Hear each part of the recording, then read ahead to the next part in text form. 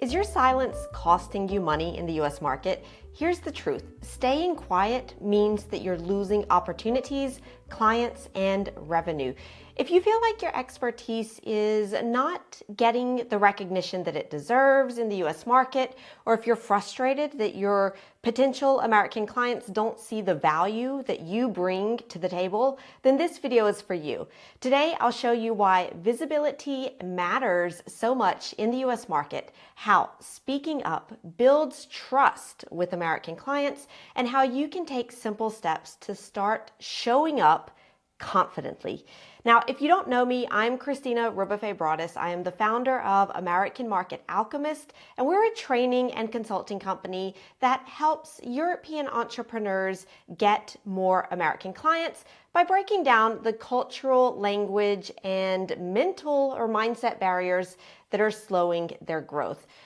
Our clients have landed major contracts in the US, some worth millions, even billions, simply because they were able to show up consistently and confidently share their expertise online. Now, I regularly run popular workshops on this topic to help European entrepreneurs generate more revenue in the US market. The next one is on November 21st and December 11th. So if you want to grab your spot for one of those, the link is down in the show notes. Now I'm going to scroll up to my notes here because of course I'm looking at some notes for this video, but I wanted to make sure that I get all of the information to you guys correctly. So here's why staying quiet doesn't work in the US. In Europe, staying quiet about your accomplishments might seem more professional, a little understated, admirable. You like to stay reserved, more discreet. And many of you, based on my experience with clients, feel like the quality and the excellence or the innovation of your work should speak for itself, that you don't need to do things like personal branding, social media, promoting what you do.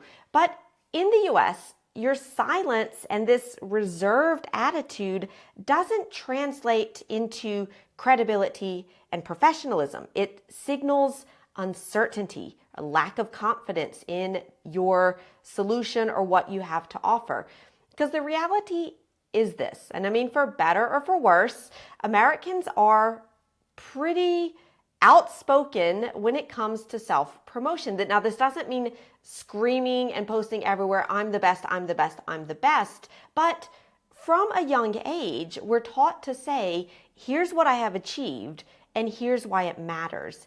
So when you're silent, American clients won't necessarily see that as humility, but as a lack of confidence or a lack of expertise. And I know that you are excellent at what you do, because if not, you wouldn't be watching this video to learn how to become better. So you want to be out there and you want to be promoting yourself so that they also see the excellence that you have to offer.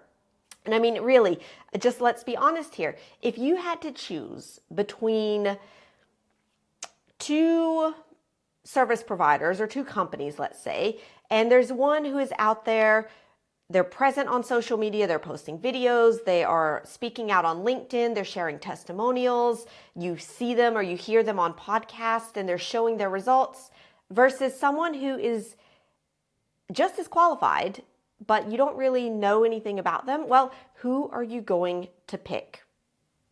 Yeah, I think that illustrates my point. So you want to really reframe this idea of self-promotion as doing a service to your potential clients. Now, I know that a lot of you may cringe a little bit at the idea of self-promotion. It feels like bragging. It feels like you're trying to show that you're better than other people. But no, that's not the goal. You're not trying to put the spotlight on you as a person. Like, you're not some influencer showing off your avocado toast in the morning or your ripped abs or whatever. No, speaking up isn't about you. It's really about your audience and how you can help them to solve their problems and make their lives better. I mean, imagine this scenario. you're in the desert. So like I was in the desert like last week, actually, in the desert in Jordan. So let's use a desert metaphor here. You're in the desert and you have in your backpack bottles of water. You have plenty of bottles of water.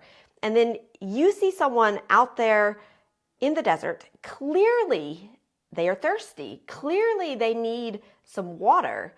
So what is going to do them a service? For you to stay quiet and say, no, I'm not going to say anything because I don't want to seem too pushy, or I don't want to seem like I'm bragging that I've got water and that other person doesn't. No, to do that person a service, you need to make as much noise as possible to say, hey, you over there, I see that you have a problem. I see that you are thirsty and that you need water. Well, guess what? I have lots of water. Come over here. Let me show you what I got. Let me give you some water. If you need some more, I can sell it to you. You know, you want to make sure that your audience knows that you have the thing that they need. So sharing your expertise online, that's kind of the same thing. Your audience, your potential clients, they need solutions to their problems, and you have that solution to their problem. So by showing up online, sharing your knowledge, you are serving that person. You are not just trying to put the spotlight on you. So think about it this way. Every piece of content that you create, every insight that you share, it's like a bottle of water for someone in the desert, if that makes sense. Anyway, you don't want to let your potential clients go thirsty, basically. So what is going to resonate with your American clients? I mean, what should you say when you are speaking up about what you do? Well, there are, I would say, maybe three things that Americans care about and that are going to resonate with them. The first one is authenticity, sharing your story. You know, not trying to be perfect. I mean, like earlier, I was like, yeah, I'm looking at notes here because you probably imagine that either I'm reading a prompter, which I'm not, I need to get one, or I just have my notes here. And yes, I am looking at my notes because, you know, I want to make sure that this video has some structure and I don't go off on all sorts of tangents. So that's a little bit about being authentic. It's not perfect. I mean, if it was perfect, I would have memorized all of my notes, or I would have a nice prompter, et cetera, et cetera. But being authentic, sharing your story, sharing some little insights into, you know, behind the curtains of what you do, why you do it, the challenges that you've overcome to get where you are today, the lessons that you've learned along the way. All of these things help to make you, you know, more relatable. People like to connect with people, not just faceless businesses or people that seem a little too perfect. I mean, we don't like people that are too perfect, maybe because honestly we want to be a little bit like them, but being authentic is what helps to build that trust and build that relationship, because people will feel like, hey, they're not putting on a mask, they're not putting on a facade, I can trust them. Now, the second thing is authority. And this is basically proving that you can deliver results. You can do this by using testimonials, case studies, specific examples, client stories, and even better if you can put numbers in those. Americans, we love numbers. I mean, when my family comes to visit here in France, they're always asking, when was this built? How many people? How much? Like, we just like numbers.